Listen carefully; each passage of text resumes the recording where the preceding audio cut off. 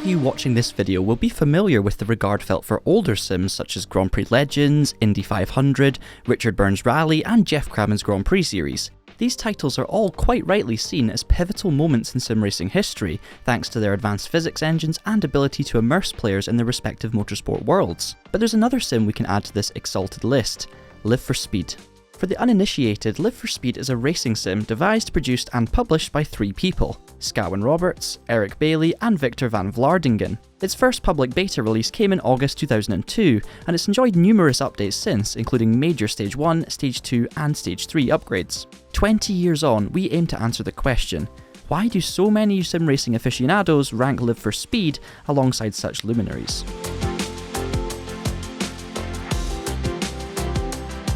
LFS has endured while countless sims and driving franchises including R-Factor, Race 07, GTR2, Automobilista and Assetto Corsa have progressed to sequels or disappeared completely.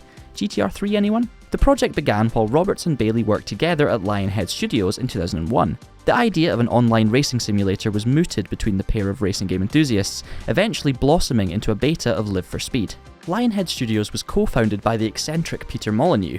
Molyneux was also responsible for heading up legendary 90s developer Bullfrog, makers of the incredible Theme Park, Theme Hospital and Syndicate. After completing work on ambitious God simulator Black and White, Roberts and Bailey were able to focus on Live for Speed development, eventually leaving Lionhead. With hindsight, and given Molyneux's subsequent fall from grace, the decision to forge their own path, with sound designer Van Vlaardingen, was the correct one. One of the core aims of LFS was to get players racing online within 2 clicks of starting the game. In 2002, when home internet was slowly transitioning from dial-up to faster, more stable broadband connections, this was a bold strategy. However, it can also be argued that it showed great foresight on the developers' part, as LFS was immediately at the apex of the online PC racing scene. As a result, sim racing communities rallied around the excitingly realistic handling model. One of the platform's strong points is its diversity. From an early stage, the sim featured road cars, race cars, rally cars, drift cars, open wheelers, and autocross. Thanks to the in-game map editor, players could even create their own autocross courses, covering a little-known motorsport discipline in the process. LFS's tyre model was groundbreaking at the time of initial release too, with subsequent iterations adding dynamic flat spots, hot spots, dirt and wear features. Tyre wall deformation was a notable highlight. Modern sims like R-Factor 2 and iRacing have since caught up and arguably have more complicated and satisfying tyre models now, but LFS felt satisfyingly realistic from day one. How a tyre model feels to drive is entirely subjective, but from a technical horsepower standpoint, it's difficult to argue that LFS trumps the likes of R-Factor 2 nowadays. BeamNG.drive is seen as a pioneer in sim vehicle damage modelling, but before it even existed, you could overheat your clutch, drop a cylinder, or even pop a damper in LFS. In an online race, if you've never overtaken an off-sounding XR1 with a slipping clutch, can you even call yourself a true sim fan? Although these days it takes at least 3 clicks to join an online race in LFS, there's no doubt its passionate community still finds the sim highly addictive and rewarding to play. A fun element of LFS has always been online cruise servers. It's fun to drive alongside random people in ad hoc races, or to slide stylishly in tandem slides, essentially just enjoying the tactile driving physics of LFS, except when it came to my awful West Hill mini roundabout drifting attempts. The handling still has a heft to it, with understeer felt naturally through the wheel. Whether using an entry-level Logitech or Fanatec CSL-DD, there was plenty of detail coming back through the wheel, which really helped keep the car on the limit, and often over it, and then over the barriers. Live for Speed's community thrived in the early years of the sim, so much so that many of today's professional racing drivers actively took part in online races, none more so than Finnish superstar Valtteri Bottas, who could be found racing for LFS team SPDO under the username Valet. He was quick too, racking up over 200 wins before his elevation to Formula 1. I wonder how much LFS had to do with that. Sadly, as Valtteri explained in an emotional farewell post in 2010, he played Live for Speed for fun for many years, but unfortunately, he got a bit busy. I guess we can understand that. 6 F1 manufacturer championships and 10 Grand Prix don't win themselves after all. Will Dendy, who competes in the GTH class of the British-based GT Cup Championship, credits LFS for refining his racing technique. Dendy's been driving his orange racing McLaren 570S GT4 to great success already this season, taking 2 wins, with the most recent coming at Oulton Park on the 9th of July. In his LFS heyday, he raced with the gamertag Ayrton Senna 87, even recruiting Bottas to his TSR team.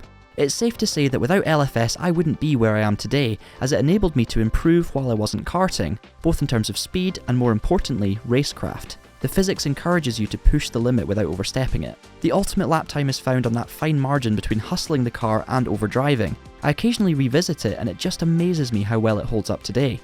It's fair to say Dendy is still a fan of LFS, believing its physics model is one of the best in the genre. Even today, when pushing the Formula BMW hard at Blackwood GP, you can both feel the car's grip and innate nervousness, especially over curbs. At higher speeds, it's not an issue as the downforce sticks the car to the ground with just a dab of opposite lock. The car is tremendous fun, eliciting the pure feelings of driving a kart, and it's a joy to race wheel to wheel with others. The Scottish contingent of the TraxionGG team recently tested Formula BMW out in a Useless Gamers community event, with predictable results. Oh, and there's also this feature where you can turn off the car's body and just look at how the tyre model is actually working. Yeah, sorry about that one, Ross. One of the benefits of having a small development team is the ability to make quick decisions. Well, Live for Speed is made by just 3 people, and the Volkswagen Scirocco debacle still happened. The VW Scirocco was first penciled in for release on the 19th of December 2008. It missed the pre-Christmas window, however. Refining and finalising the Scirocco is taking longer than expected, said Roberts at the time. We're trying to make a good simulation of the traction control systems and the stability control systems, well known to be a very good feature of VW cars. We plan to fix the bugs and continue developing the Scirocco suspension and electronic control systems to give you a good patch early in 2009. Nearly 14 years later and there's still no sign of the VW, the project seemingly stalled by unsolvable tyre physics issues. The car has been used in the game before at least. It was available to drive at the 2008 Leipzig Games convention in Germany, thanks to an officially licensed tie-in with VW. Similarly, the LFS team gained permission to add UK track Rockingham to the sim in 2008, but it didn't appear until December 2015. In a first for the platform, the track was fully laser scanned and was available to sample in the British Touring Car Championship paddock during the 2009 race weekend. The track has multiple layouts, including a 1.48 mile oval which played host to rounds of Champ Car in its heyday. Road course configurations held rounds of Britain's foremost domestic series, BTCC, British GT and Formula 3. However, the circuit owners underestimated the desire for oval racing in the UK, and Rockingham's final day as a racetrack came in November 2018. It was eventually sold off and is now used as a glorified car park for the auto industry. The Scirocco itself was discontinued by VW in 2017, which begs the question, how many Sciroccos are parked up at Rockingham now? VW wasn't the only manufacturer to feature in LFS. BMW also allowed the team to use its aforementioned Formula BMW single-seater and the BMW Sauber F106 Formula 1 car. At the time of release, 2006, having the officially licensed Sauber F1 car of that year was a huge coup for the sim and a hopeful sign of great things to come.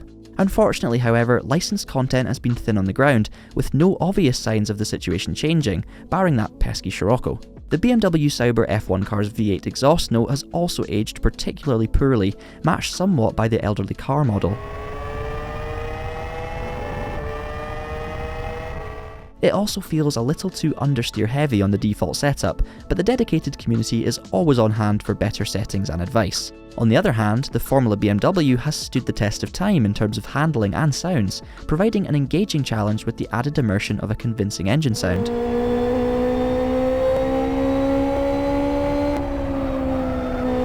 On the subject of sounds, LFS allows players to change several facets of engine and exhaust notes on its cars. By pressing Shift and A, players can modify sliders for exhaust pipe tone, gear whine volume, and air intake muffler, among others. It's impressively detailed, but LFS's synthetic sounds were never the sim's strong point.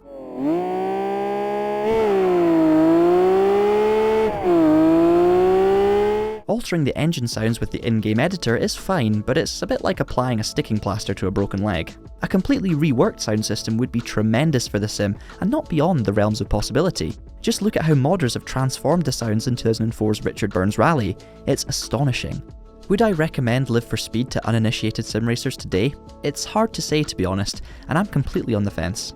For the amount of content you get with the full £36 S3 license, 9 environments and 20 cars, you could buy Assetto Corsa and all of its DLC packs, which is 178 cars and 19 tracks, and still have money left over to buy leading sims such as R Factor 2 and Assetto Corsa Competizione when on sale. Thanks to mods, AC, at least for PC players, has all the variety of unofficial cars across every motorsport discipline you can think of. In my opinion, however, LFS has a rawer, much more intuitive handling model. As a racing sim fanatic, I'm happy to have such a great variety of sims at my disposal, with each having its own merits. £36, by the way £12 and £24 price points are also available, is a significant outlay for a sim that's moving into its third decade of existence. However, the physics are still such a delight to master. In a similar fashion to Rise's Automobilista, Live for Speed still has all the feels of a true driving simulator, and it's for that reason a small band of loyal supporters continue to hold LFS in such high regard. With its most recent update, version 0.7D, appearing in April 2022, development is clearly still an ongoing process, albeit a sluggish one, as highlighted by the VW Scirocco example.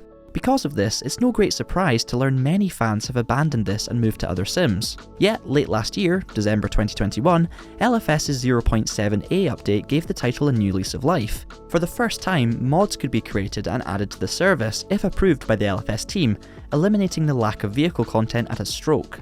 Naturally, quality is variable, but the chance to drive and ride different vehicles and freely join multiplayer servers with no mismatches makes LFS a notably fun multiplayer experience again. So, what does the future hold for Live for Speed? Well, day-night transitions have been showcased across several environments, and they look great. Dynamic weather is another feature thought to be in the works, although there's little to no information on this right now. Early last year, Roberts even addressed inquiries from the LFS drift community over steering lock adjustments to the popular XR-GT Turbo and FZ50 GTR cars, bringing them up to real-world drift car setup levels. VR has also been successfully implemented in-game for some time, and it works incredibly well, offering one of the smoothest sim racing VR experiences on the market today. It also features stereoscopic wing mirrors, so your perspective of the action behind changes depending on your eye position. That is supreme, real-world attention to detail right there. For me, LFS always had that just one more lap ability to hook you in thanks to its driving feel. If you're serious about sim racing, then at the very least try the free demo. It features 3 cars, including the wonderful Formula BMW, plus the Blackwood GP circuit, which I think is perhaps one of the finest fictional tracks in all of sim racing. Live for Speed is a seemingly recalcitrant sim. It's infrequently updated, its graphics and sounds are a generation behind the competition, and it's lacking in officially licensed track and vehicle content. Don't let that put you off though, it could well be the best sim you've ever played.